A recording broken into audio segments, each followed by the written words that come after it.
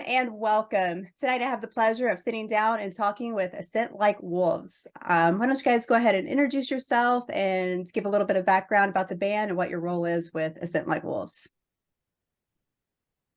Go for it, Cody. All right. Hello, my name's Cody Frain. I play drums in the band. My name's Al. I do vocals in the band. I am one half of the vocalists in the band. I sound more like I don't know, like the pop punk vocalist, but with the real heavy screaming. Nice. Nick sounds like Chad Kroeger from Nickelback, and his scream sounds like, I don't know, Sam from Architects or something. So Nice. I was the more emo one. Yeah. It's awesome. All right. If you want to give a little bit of background about the band for those that might not be familiar with A Scent Like Wolves. Sure. So we are from Lancaster, Pennsylvania, land of the Amish. For people don't really know the area, a lot of horse and buggies and things like that. But it is like a very centralized hub for metalcore, like August Burns Red and Texas in July. From Ashes to New, those bands are from around here as well. That's and now awesome. Era has actually relocated to this area Nice. too. Oh shit. Yeah. So yeah, we've been kicking it for a long time, like 14 years or something like that. And Distant Dystopia, I think, is our fourth album. Yeah, it's fourth and then fifth with the Yeah. EP. Yeah. Nice. All right. Feels like forever. 14 years, long time. Yeah, 2020 felt like about 20 years all in itself. So Yeah. For sure. Yeah, we actually we recorded a lot of this during then, like the whole era there, and released our album Mystic Auras in 2021 right after the pandemic. It was quite an interesting experience as a musician. A lot of all the stuff you love kind of potentially went to shit, basically. Yeah. Oh my God, I can only imagine. All right, so let's roll into the first one here. So after 3 years, you guys just released your latest album, Distant Dystopia. The album is full of emotionally charged raw lyrics, and I can honestly say for myself, there's no skippable song on that album. How have fans been reacting to Distant Dystopia? I think overall pretty well. I feel like the first day it came out, fans were sort of like a little polarized, maybe, but I think it's grown on them over the last 2 weeks. So it's been awesome to see. Honestly, we worked really hard on the record. we spent way too long on it. I think we started recording. The first song we made was Sunscape, and that was back in the summer of 2021. So it's kind of been in a long time in the making.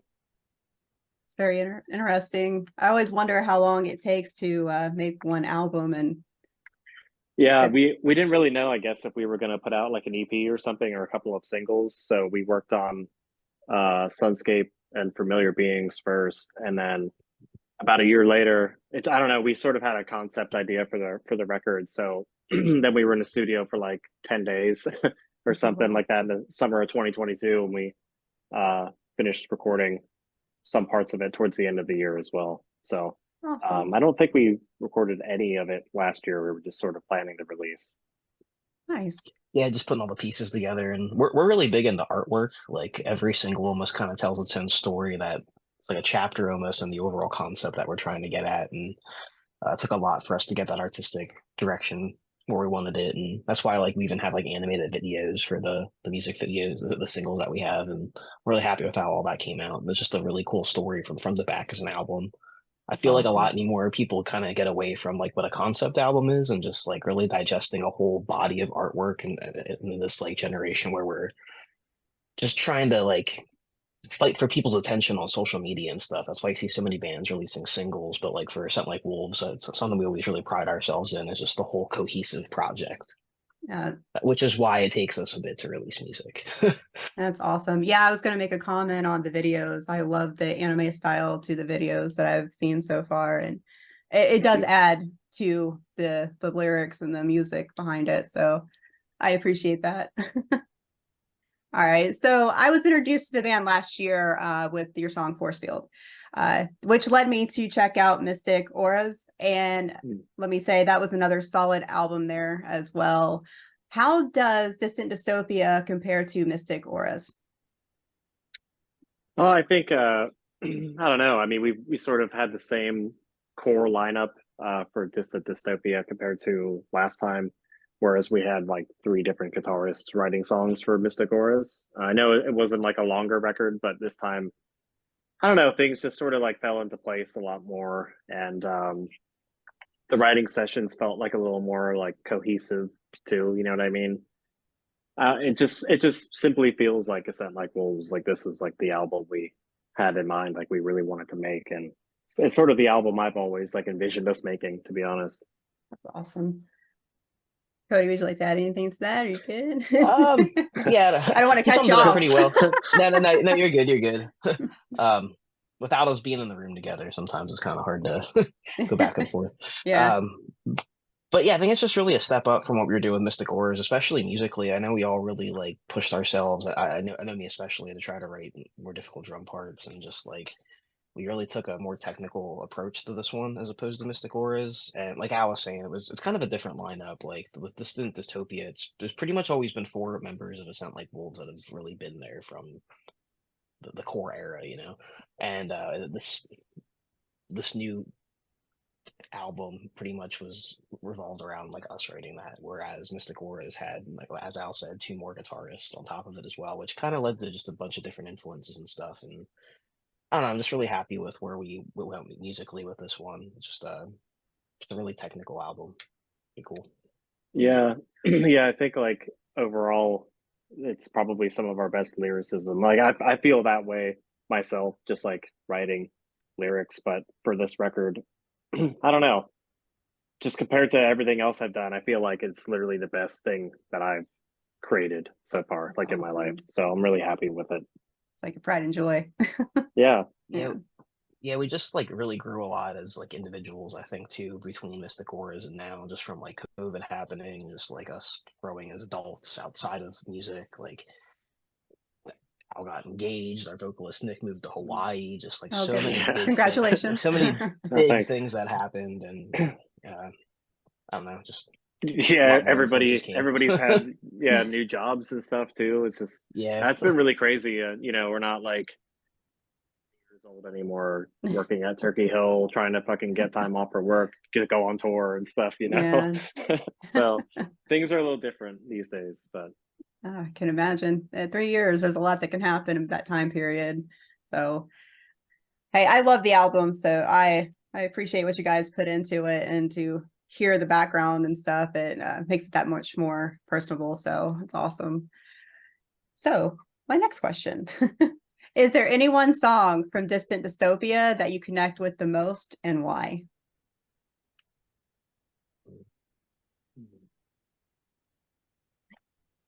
I'm probably, yeah, you got me. I'm probably gonna give you. I know you said one. I'm probably gonna give you two for different reasons here. That's good too. One of which is yeah, one of which is Spellcaster. I just think it really encapsulates everything that I think Ascent Like Wolves has done really well in our careers, and really showcases kind of what sets us apart from a lot of other metalcore bands. Mhm. It also reminds me of a song that we had way back on our Freaking Future album from 2016 called Hands of Porcelain. I just kind of think it's like a follow up to that, but like a really beefed up version for where we became like 7 years later, you know? And then probably the song, shocker, but Reach Into Hell featuring our good friend Zombie Shark, a cyber grind artist.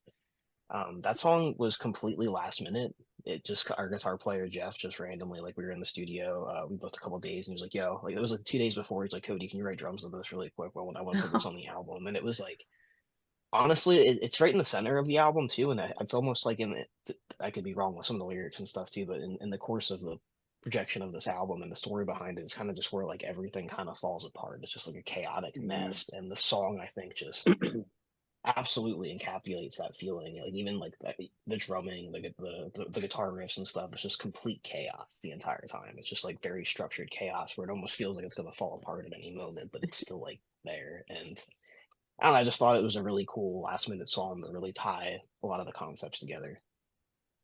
Yeah, I really dug that song as well. Like I said, I love the whole album. So I did do a reaction to that one. Yeah, you did. Thank you. Yeah, yeah. Thank you. So, Yeah, I remember. yeah. Well, thank you for watching and checking it out.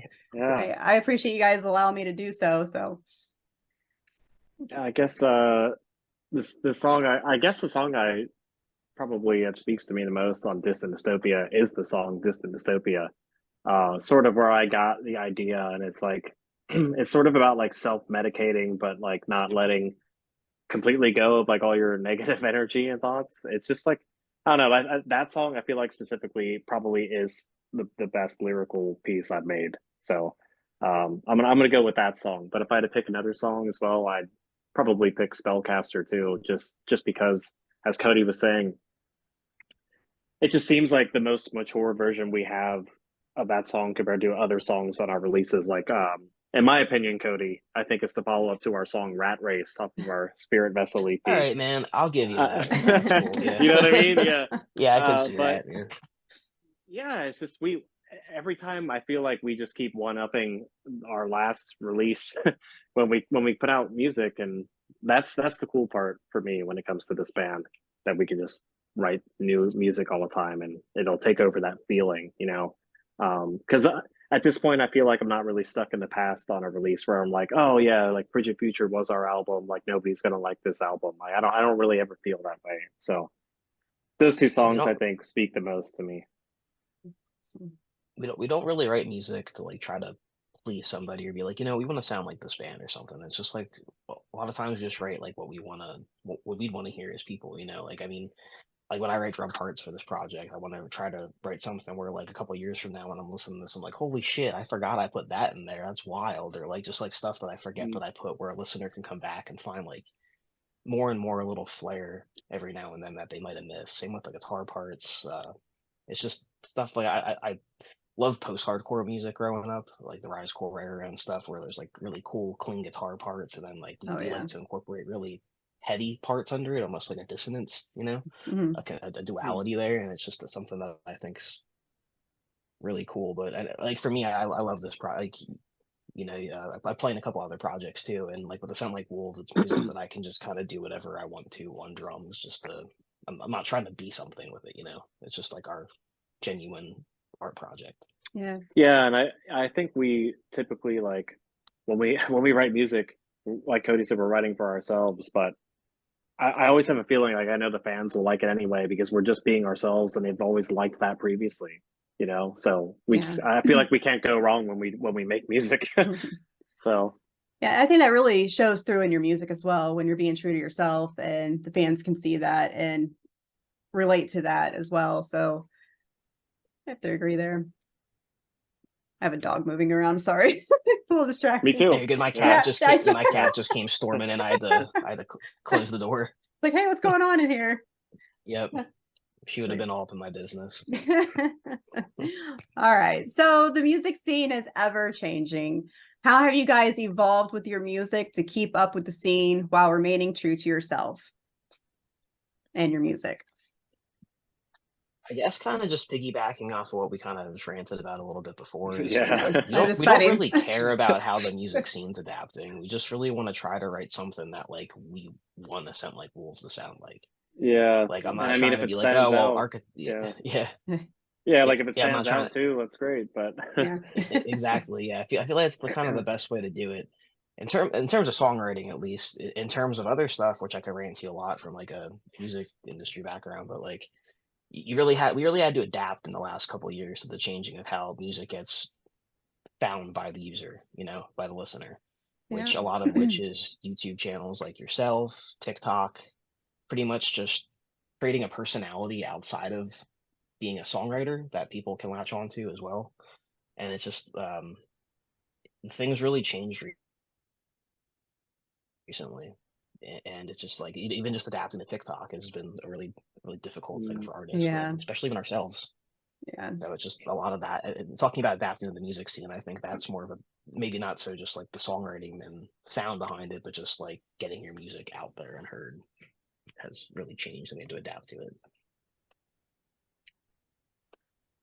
That was a great summary. Yeah. Yeah, I mean, with the whole social media and YouTube and Spotify, do you find it easier or harder to get out there to people? I know the algorithm and all this stuff with my videos and stuff as well. It's crazy sometimes even. Yeah, I think it's like a little bit of both. both, right? You know, Yeah. It's kind of like a tug of war all the time. You never really know how anything's gonna work out, I guess, you know. Yeah. Yeah, me Sorry, personally, Cody. I find it. No, you're good, man. Me personally, I find it harder now. I think just because I don't know. I feel like I'm an awkward guy, and it's hard for me to make TikTok content. Like we're all getting older now, you know. It's like hard for me to just want. I had to get over that like cringe level behind it, you know. Where I'm just like, what the hell am I doing? I'm recording myself. Like my roommate would be like, dude, what are you doing? You look ridiculous right now. Like I know I'm not happy about it either, but I got to reach these kids, you know. Yeah, and it's just like sucks. The other side of the coin there is like we've been doing this, like social media has been a thing literally since we've been teenagers. Like MySpace was popular then. So and me personally, I feel just like really fucking burned out from like just doing it for the last like 15 years of my life, you know what I mean? So yeah. I feel like we just have to sort of make the content that counts now and leave it at that. Yeah. Yeah, the whole TikTok thing. I have a TikTok as well, and I try to make content on there. And yeah, when I stream on Twitch doing my gaming stuff, I'll clip stuff from there every once in a while if I remember to and put it on there. And it goes over a little well, but it's a struggle trying to keep up with that. Absolutely. I think you hit it too, just if you remember to do it. That's what always gets me. Like I like you go about your day, like we're not just musicians full time. Like we have full time jobs to keep. We're adults, you know. We have to pay bills and stuff. While trying We've got lives. Yeah, and just like I don't know, it's like starting a business. You gotta invest in it to grow it and stuff. Yeah, and you need money to invest in it. You have to have another job. So like we're doing all this other stuff. We have projects outside of this, like other businesses outside of this, family, friends, and then we love making the music. That's what we're good with. But then all of a sudden you have to remember, like, oh shit, did I post a TikTok, YouTube Shorts, Instagram, Facebook, like Twitter? Did I post in my Discord server? It's so much to keep up with. Where like you either have to obsess about it, which is not healthy. No, on social media like that is or you not hire healthy someone. at all. Yeah, and then you work hire out more money, which costs exactly a lot more money, which you don't have as a metalcore band. And it's just a lot. Where like I feel like. I feel like an older guy, like you know. I mean, we do sound like boomers here, but I'm with you.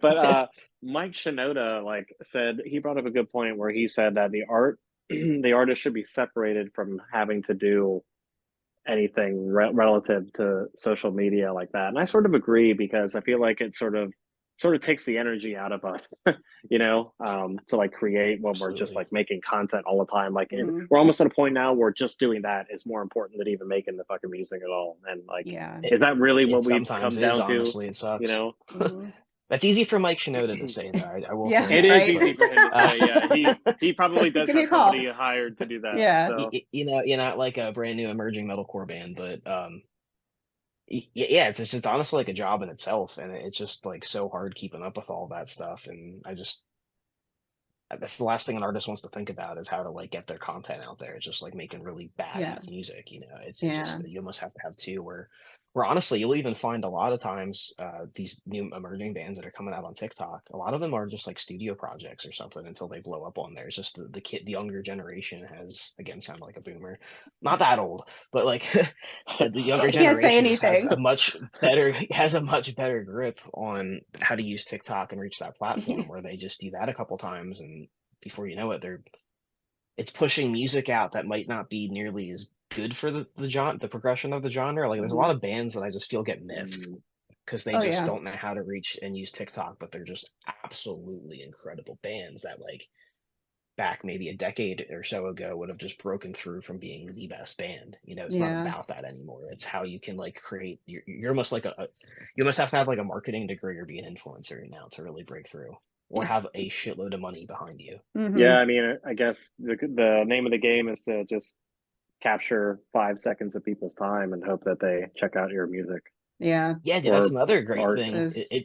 It ruined people's attention spans. Like people, I work with a lot of artists outside of playing in bands too, and like a lot of the artists I work with will just be like, "Hey, I want to put like 2 grand in this music video, or like 4 grand in this music video. I want to do one for like every single." I'm like, that's not the move anymore, guys. Like you're gonna have to double that just by having the marketing budget for it, or people aren't gonna see it on YouTube. You could spend like a couple grand to get 100,000 views on YouTube, but like you could have literally just went out with a cell phone camera and recorded your vocalist doing a bunch of like 45-second clips of him mouthing a song on TikTok and like paying a couple influencers here and there and going Crazy. viral. It's just like for free.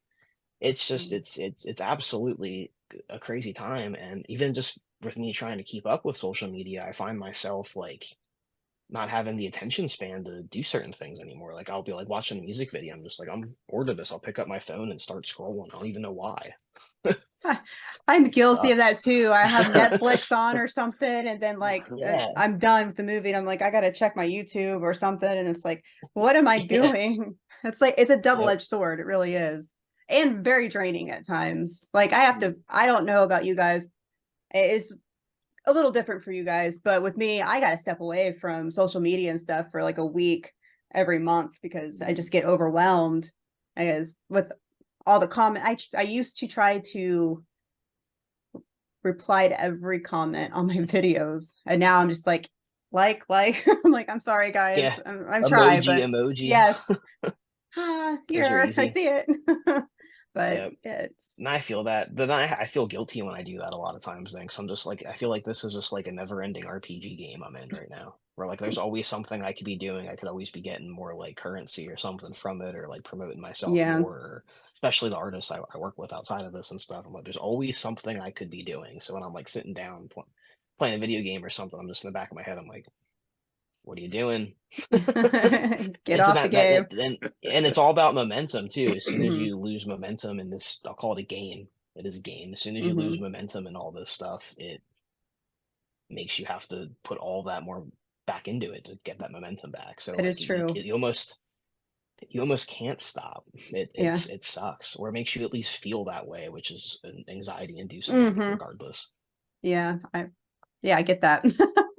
uh oh, so where was I here? I mean, that you can Yeah, go holy on, you shit, can where go we're on, at. yeah, you can go on about that all day long because there's No. just so Yeah, sorry for much. the rants. Yeah, No, no, you're no, good. yeah. I like it. This makes for good content. See? Stuff. We're gonna What the clip that people out and want. put it on social Yeah. media. All right. So I love that you guys have two vocalists. You guys do mesh really well together, and I am a sucker for a mix of clean vocals and screams. How did it come about adding a second vocalist to the band? It's a tale as old as the dawn of time, Yeah, I back figured this in one's been asked. 500 BC.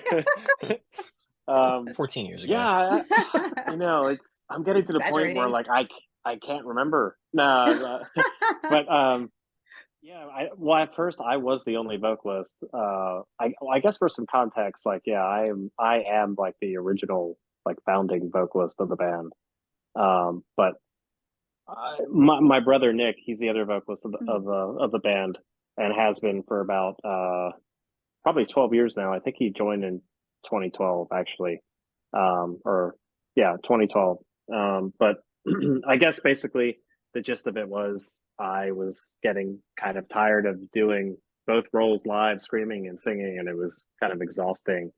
And we actually had him just do some screaming in one of our songs on And the Story Goes, and he sounded pretty good. Like we just had him do a couple of parts, and we were just like, shit, we already recorded this whole thing. It was the last song that we needed to record vocal parts for. I think it was a song called Game Changer.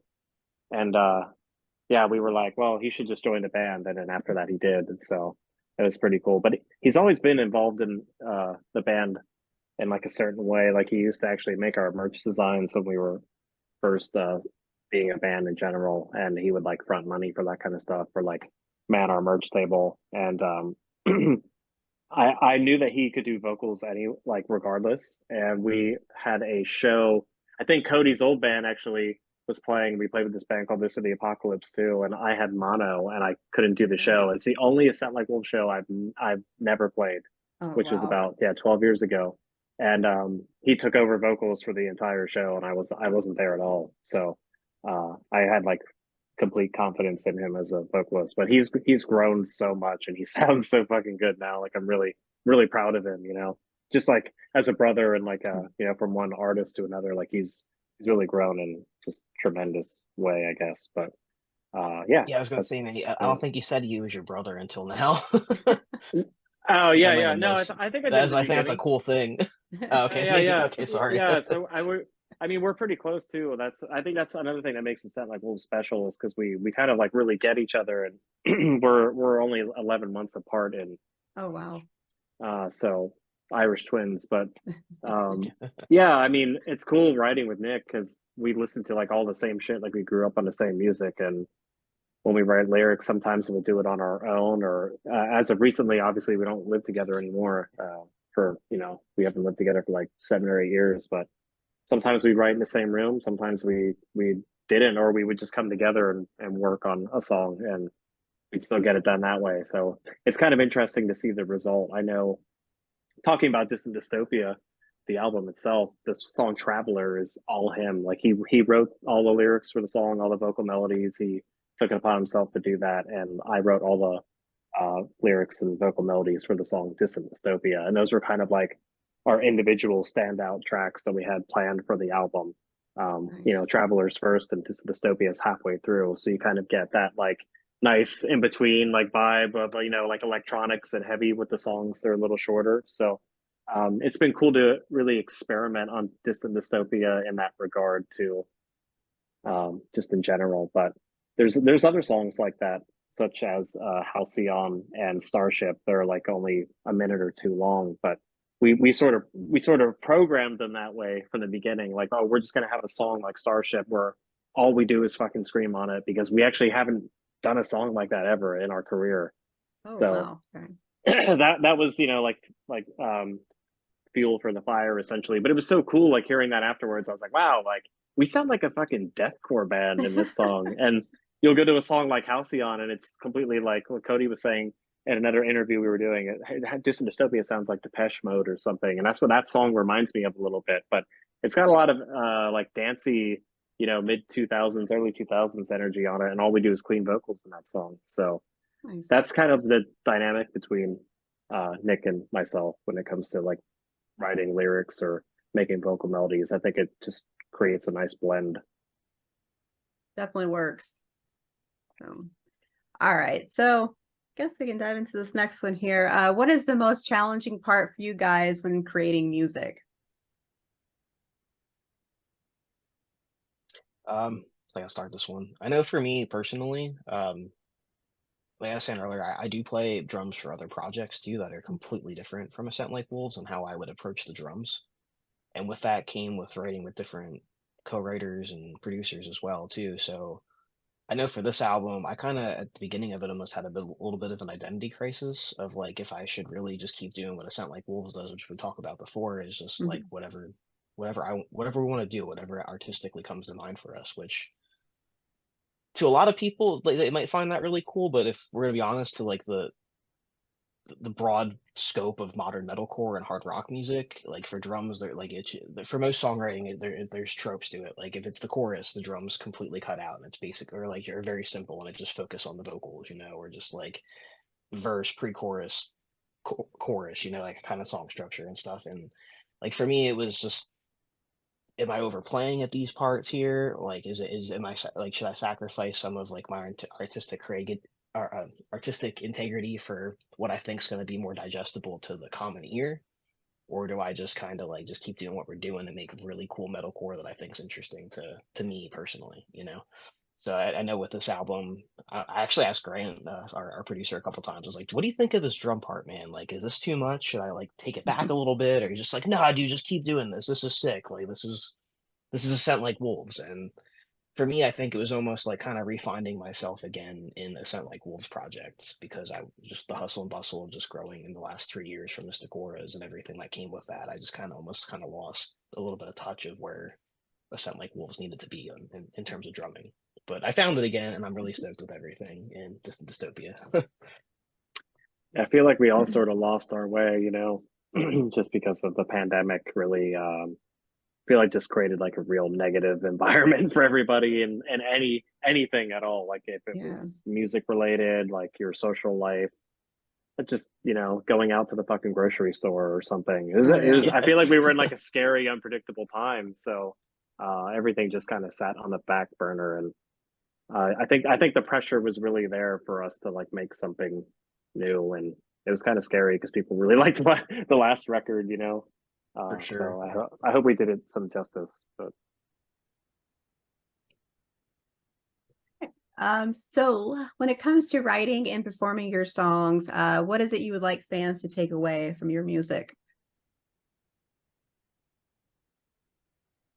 Whatever they want. Yeah, that is definitely a good answer too. I mean, especially with the lyrics, I always love when people like just say that. I mean, I don't write the lyrics, so it's probably more for Alf, but I still like it too. When but when people just come up and they're like, you know what, like I was really going through something, and like I heard this song and it just like resonated with me on such this level, and it doesn't have to be exactly for what Al or Nick are talking about. It just that person was able to put their own words and meaning to their words, and just the feeling and vibes of the song, and that always really means a lot to me. So we try to really put that out for the crowd, and I don't know. I just feel like every time you watch Jyn or something like Wolf Show, like we all are just like cheesing, we have big grins on our face. Like we love this. It's a passion project. It's the music we want to play, the music we want to write, and I mean, we've been together for so long now, where it's just like it's like a brotherhood almost. Like it's just really awesome just going out and playing music with like your best friends and just seeing people respond well to that, like this, the energy you put out, having it come back to you is just like a really cool experience that there's honestly nothing cooler to me and more fun than playing live music to people, especially with a project like this where it's so challenging and rewarding. That's awesome. Yeah, it definitely shows in your music too. And like you said, with the lyrics and whatnot, I think that makes for great music is when you hear something and you can, as a music fan, can take away from the lyrics, like, shit, this is spot on. I'm dealing with this right now. And it helps. It helps heal. And 2020, I lost my father and stuff. So like I turned to music, like it was there to comfort me through all of that. And it does heal. So when you have lyrics that mean something that come from the artist, it means a lot to us as well. So a live show is just like a group therapy session, Yeah. Just cathartic. Yes. It's very important in this day and age too. Okay. Yeah, it's cool to see live music just be available again, or just make a comeback like that. I feel like we were all worried there for a little. I can imagine. Yeah, I can't remember my first show. I went back when I started going to concerts again. I think it was Welcome to Rock. No, it was not before that. But I went to Welcome to Rockville last year. I can't even remember. Last year, and I made it 3 out of the 4 days. I missed Tool and Deftones on the third day, or the 4th day. I mean, I've seen Deftones before, so I wasn't too heartbroken about that. But I really wanted to see Tool. And to get back in there and be a part of the crowd, because metal fans are some of the greatest people in the world. I mean, you get in the pit, you get knocked down, they pick you right back up. And it's like you're all there listening to the bands you love, singing along with each other. And it's just, I don't know. I'm a dork. It's cool. I love music. Community. Yeah. Those vibes radiate, It's like, I don't know, did you ever see a band? I can always tell how long a band's been together just by how they look live. Yeah. Did you ever see? I don't know if you ever go to a lot of local shows, but I've seen more local bands than you could ever imagine. But just you can always tell the ones that don't really know. They don't know what to do yet. They haven't learned that. They haven't vibed with each other. They haven't got that synergy yet. They just kind of stand there, and then because of which, that energy is not coming out in the crowd. So people just kind of stand there and they don't know how to deal with it all. Then you go see a band that has been performing with each other for a while, and they just come out swinging from the gate and just throw energy into the crowd, and then that whole thing just radiates, and it's just like this. I don't know. You can't. I don't even know what to call it. It's just like this awesome, just awesomeness community. Yes, exactly. It's just these great vibes that it just get radiated through a concert. But we just always try to be as confident as we can on stage, just because People can pick that up. Oh yeah. Indeed. All right, so here we go with this one. This is a little bit for me, but what song, album, or artist made you want to pursue a career in music? The fucking easy one. Yeah, I mean, I guess multiple. The first, the first time I mean, me personally, when I knew I wanted to do something with music or be a musician, is when I picked up Blink 182's Untitled record in a record store in England where I used to live, called an HMV. Don't ask me what the acronym stands for because I can't fucking remember. I'll be Googling I here. don't. Yeah, I don't know if they still exist. There might be like the lone couple of shops here and there, but yeah, I picked up that record like in the store when it came out, and the same. I think it was the same week. Nick he picked up the Offspring Splinter, and those were kind of like our gateway records that we fell in love with and wanted to be musicians. But when I lived in England, as well, Kerrang TV was popular there. And Funeral for a Friend is a band that I would always see on Kerrang TV with this song called Juno. I just posted like a just like a vocal cover of it a couple weeks ago on my Instagram. But so that band definitely, and this other band I'm going to see in London 2 weeks from now called Fight Star. They're playing the Wembley Arena. It's going to be like a Oh, wow. gigantic show. So those bands I feel like really shaped and influenced who I am. You know. I guess for me, kind of an interesting answer, I think, to this, but probably, do you remember the Victory Record samplers that they would send out, where they made like a couple music videos and just like a little sampler of their bands? I just remember like being a kid and you getting or a teenager, I should say, and just getting like a new like Hawthorne Heights CD or something, and all of a sudden there's like this sampler with about all these music videos, and just like I would just remember watching those music videos over and over and over again, just being like, this is so cool. There's this one music video for this band called A Perfect Murder, and I can't remember the song for the life of me now, but it's just this like it starts out with them just like walking into a venue down like these shitty venue stairs with like graffiti and stickers all over the wall and stuff, and I was just like, man, that is so cool. And then like fast forward a bunch of years, and now that's kind of like what I deal with all the time. You know, it's just like it's just a cool thing to me to kind of like live that now. And but I guess if I had to pick a band though, it would honestly probably be August Burns Red, just from growing up like by the Lancaster music scene, and they're the most humble dudes ever. They're the coolest dudes ever, and just the fact that they just I don't. It's just crazy. It's an anomaly that they are as big as they are. They're one of the biggest metalcore bands out there, and just like from just coming up from like Amish country, Pennsylvania, with metalcore music without like any clean singing or anything, just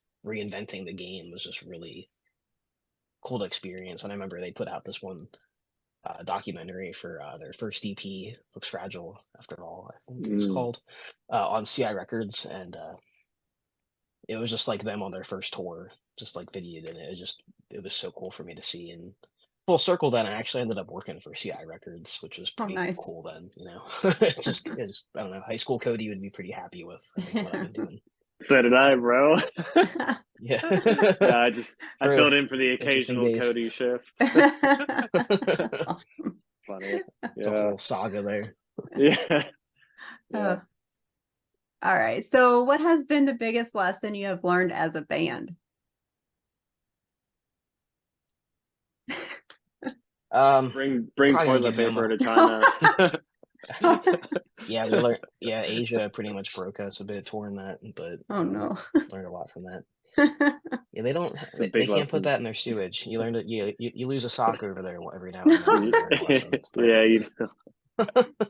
Noted. I guess yeah. So you go to China, just remember to bring some toilet paper. Or extra socks. Yeah. Something. Yeah. Pretty good. That's like seriously though, probably.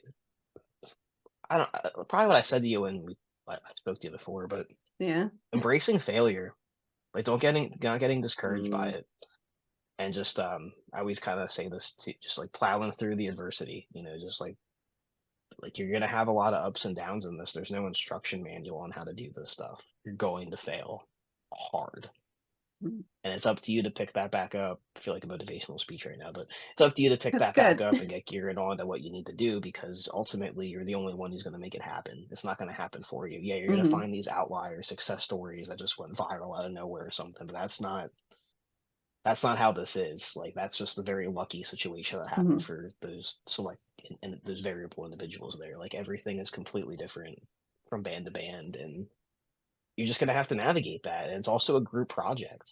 So you have to learn how to work with your team. And if you can't hold every teammate to the same financial commitment, the same like workload commitment, everyone goes through ups and downs in their lives, Mhm. and you have to learn how to adapt with that as a team. And if you don't know how to embrace your team, accept and adapt to failure as a team, and then just figure out what you need to not make that happen again, and just like fill those gaps so you can get to the next level, it's not going to work out. You just have it's your own project. It's what you make of it.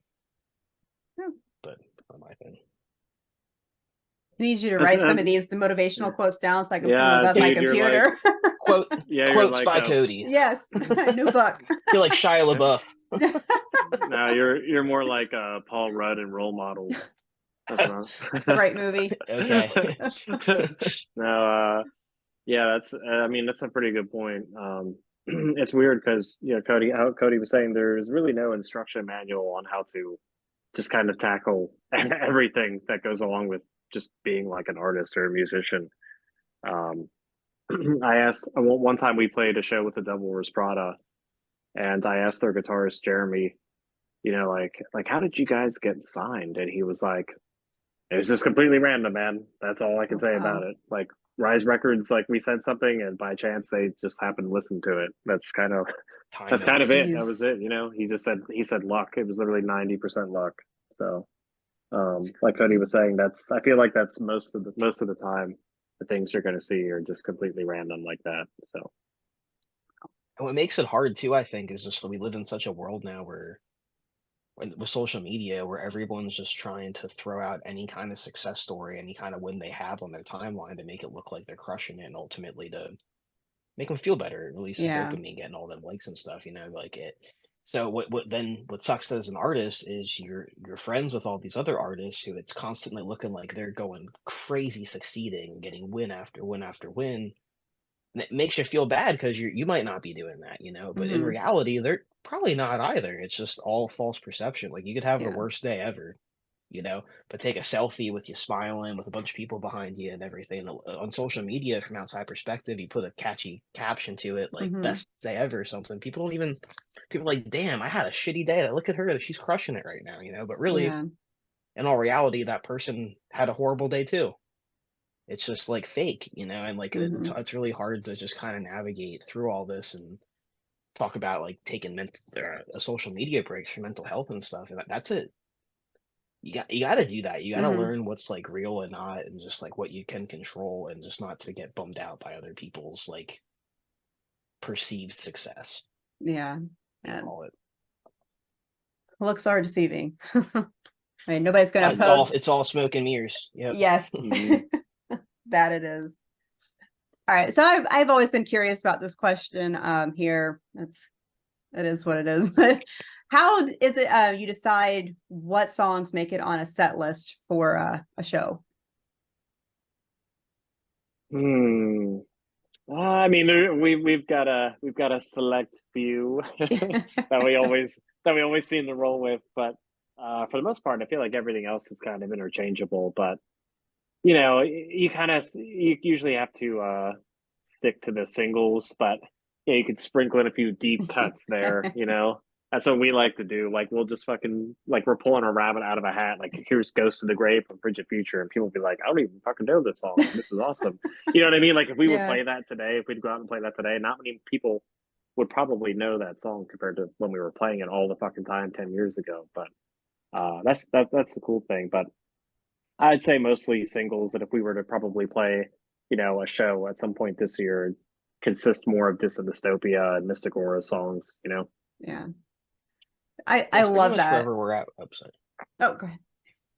So I was gonna say it's pretty much wherever we're at when an album release, or like we're at with new music and stuff. You obviously want to put the newer stuff out there first, Hmm. and especially the singles here and there. But from like I program our which the nerdy stuff behind the scenes with a lot of it. And like for me, when I try to make it flow together really well, where there's like no weird pauses or anything, where there's always like some sort of interlude or something going on where I don't know, just as like a whole experience from front to back with sound, you know, Yeah. and also spacing it properly so I'm not killing both the vocalists and myself. Yeah. It's like Just I get it need down like well. 50 seconds of air, you know, like Yeah. No voice for you tomorrow.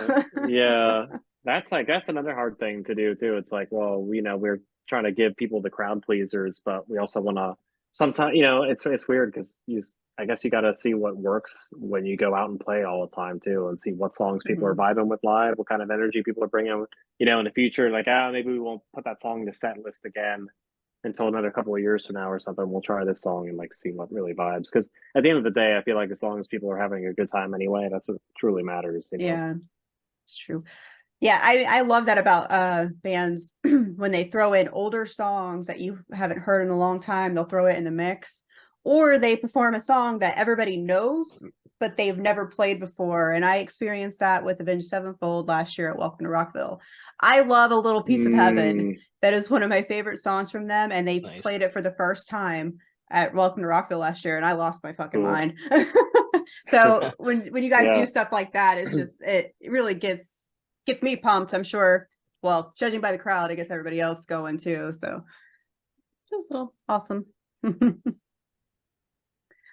All right, so my next question here is there any upcoming tour dates in the works that you can speak of? Cody, I'm gonna let you take the reins on this. If not, we can disregard. Nah, at the moment, not really. I mean, we talked a lot about just like a lot of growth from the Stick-Auras till now, a lot of which came with members leaving, which sucks. So like we definitely would need to get a couple either touring members or regroup a little bit on some stuff. And also just with us kind of living all over the country, like a big example of it is Al's brother Nick literally lives in Hawaii. Oh wow, that's nice. So it's just like I was there a month ago. logistically for it to, awesome. Yeah, it's probably beautiful, but like logistically for us to come together and do all of that, like is very difficult. And I don't know how much you know about like the finances of metalcore bands and stuff, but it's really rough out there. And yeah, I can imagine. Touring is very, very, very expensive in 2024, especially if you're not like on a huge support tour or like you have people backing you. Yeah. So it would have to.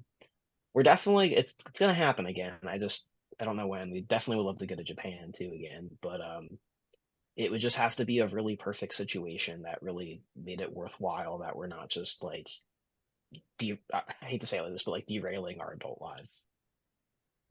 All right. Like, a lot of people don't talk about the whole like duality of being an adult and yeah, trying to do your dream, you know? Yeah. Because again, they don't want to talk about this like the shitty stuff. They want to talk about all the wins and stuff and the cool guy persona being in the band. But like, no, you got to be realistic about it. Yeah.